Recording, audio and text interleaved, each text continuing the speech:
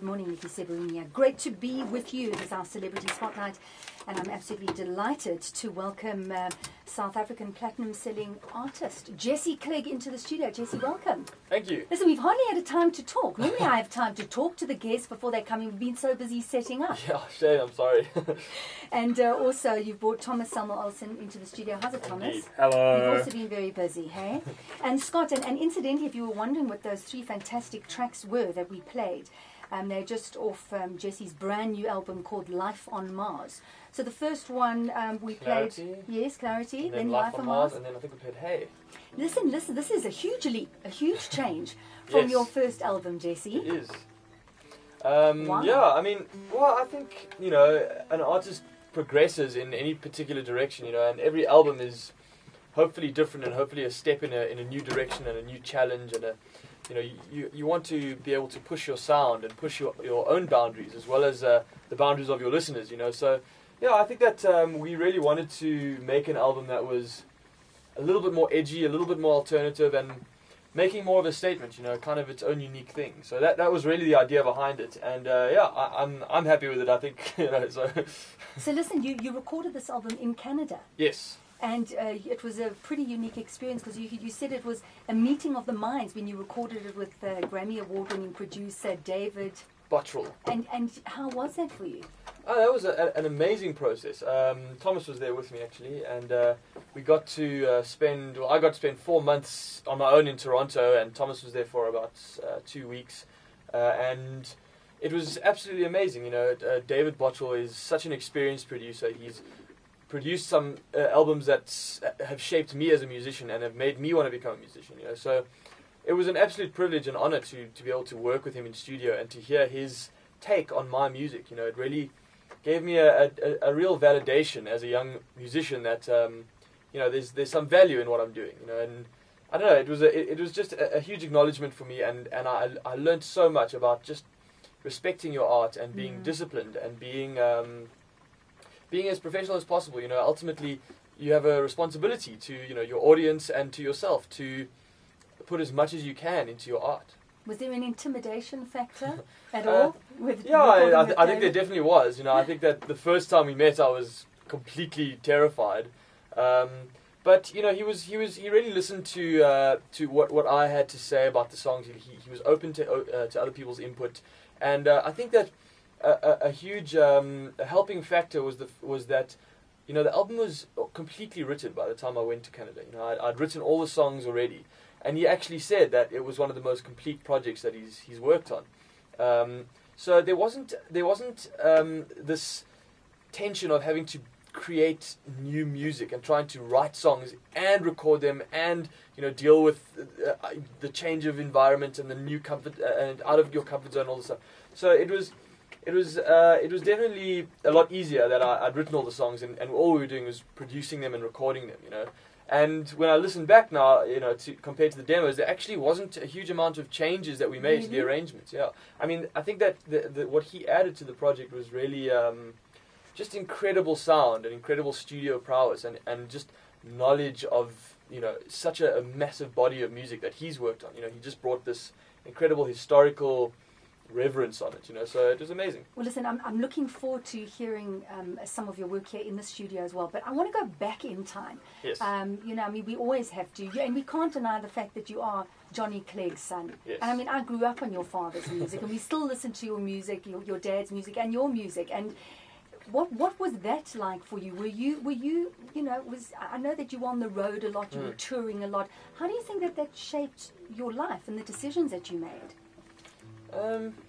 Well, I think, you know, everyone's childhood is normal to them. You know, you don't have anything to compare it to. So, you know, growing up for me, I was living in airports and tour buses and hotel rooms. You know, for the first 6 years of my life, it was basically 9 months a year just touring.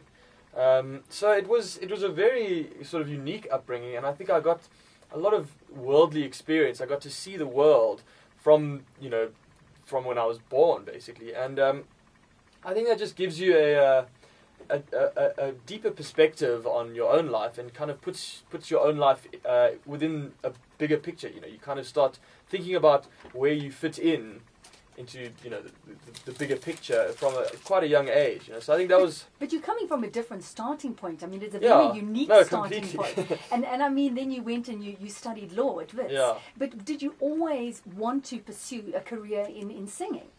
No, I didn't. To be honest, like you know, I think that when you kind of see the crazy lifestyle that it entails, and you see the good and the bad, you know, you see the unglamorous side of the music industry growing up. You know, I think it gave me a very disillusioned view of what it means to be a musician. You know. Really? Yeah, and I How think come?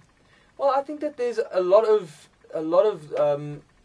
what being a musician is not seen by the public. You know, there's a lot of the travel hours are just insane. You know, I was on the receiving end of not having a dad for half my life. You know, and you know, it just put pressure on my family. You know, and I became quite hesitant and skeptical about the whole idea of being a musician. You know, for a long time, and you know, I don't know. I think that I'm lucky because I had the guts to you know to write my own music and play it for people, and I think that my love for music is really what made me want to be a musician more than anything. You know, despite what I sort of grew up amongst, you know, so it was an interesting experience because you know you get exposed to a lot of music and you see the power of music, but you also know that it comes with a price. So you were very conscious of the choice you made. Yeah. Yeah. I think so. Jesse, did you know at the time how famous your dad was? Like, did that mean anything to you? I don't know, not really, to be honest. Okay. Not at all. And when you, I know that with your first album, I mean, you were very nervous about it, and then you started to play it to friends and family, and you'd practically recorded the album already. How come? What was the secrecy all about? I don't know. I think. And I suppose what I'm asking is, did your dad know? Was he a part of that process with you? No, he wasn't. Not at all. You know, I wrote the album on my own. And I think any singer-songwriter, there is a degree of secrecy at least starting out. You know, you're insecure and you don't know what value your work has. You know, you kind of, I don't know, you don't want to assume too much. You don't want to think, okay, I'm writing songs now. This is it, you know.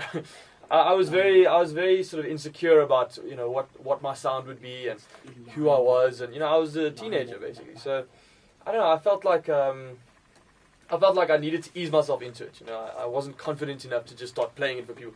I wrote the whole album basically before I played it for anyone.